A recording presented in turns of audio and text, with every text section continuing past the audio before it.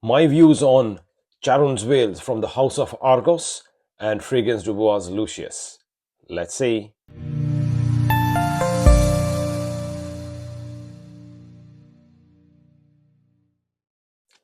Hello friends, welcome back to my channel. If you've seen my last video, I have done my thoughts on House of Argos Neptune Trident, which I simply loved. And fortunately, I bagged a good deal with them and I managed to get a full bottle, and I will be opening it up with you guys very soon. But with that package, I got a sample of Charon's Vail. This was released last year, and I always had wanted to try my hand on it. The notes mentioned in this is rose, oud, saffron, sandalwood, patchouli, and labdanum with, I believe, some cedar wood. So these notes are actually some of my favorite notes. So I always wanted to try it. And to my delight, I actually loved this fragrance. This is basically, if I describe it in few words, this is a rose oud saffron heavy fragrance. The rose is beautiful, smooth. It's an oud heavy fragrance. Oud is also not animalic oud. Saffron gives a texture to it, and the sandalwood brings that softness as well. I know this fragrance has been compared to MFK's Oud Satin Mood, but this is a lot less sweet. Oud Satin Mood to my nose is very sticky sweet, but this is not the same. It has a similar DNA, I agree, but to me that combination of rose oud and saffron is just very, very good. I used it in the morning, and it gave me a very good longevity. It lasted for about, I think, 10 hours in all, and with a massive, massive projection. I think the combination of saffron with that oud and the rose, any fragrance you pick up with these notes, they are generally very good projecting fragrances. MFK Oud Satin Mood being one of the best examples of it, and this is no different on it. The projection is huge. Huge means for about first 4 hours you could literally smell it from the other end of the room, and after that as well, it has a pretty good distance of projection. Now, I don't have many fragrances which does that. Zerjoff More Than Words is also on the similar lines, but this has got more rose in it, which gives that floral aspect, and this is just very good.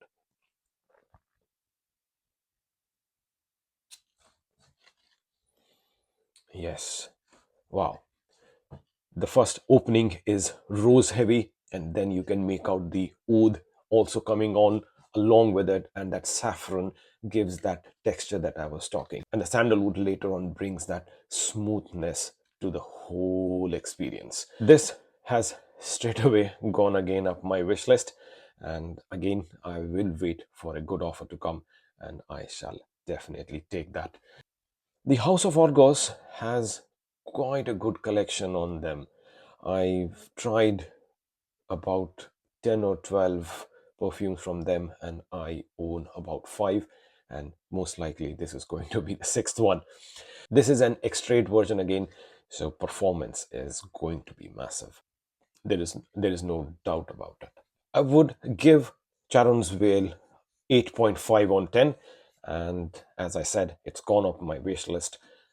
I'm just waiting for a good deal to come, and I will most likely get it on my shelf as well. So, okay, guys, this was just in a nutshell my first experience with Charon's Vail from the House of Argos. Second one I wanted to speak about is Fragrance Du Bois' Lucius. I got about a 10 ml decant of it. This is one of the most recent releases from the House of Fragrance Du Bois, and as I believe this is their first fragrance which they say it is masculine. But to me, when I tried it, I think it is unisex. A fragrance being masculine or feminine, I think it is all subjective. fragrance is not purely masculine or feminine.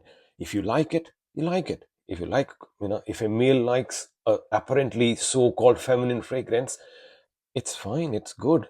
If it makes you feel good, why not? And vice versa, if a lady likes a masculine fragrance, yes, why not?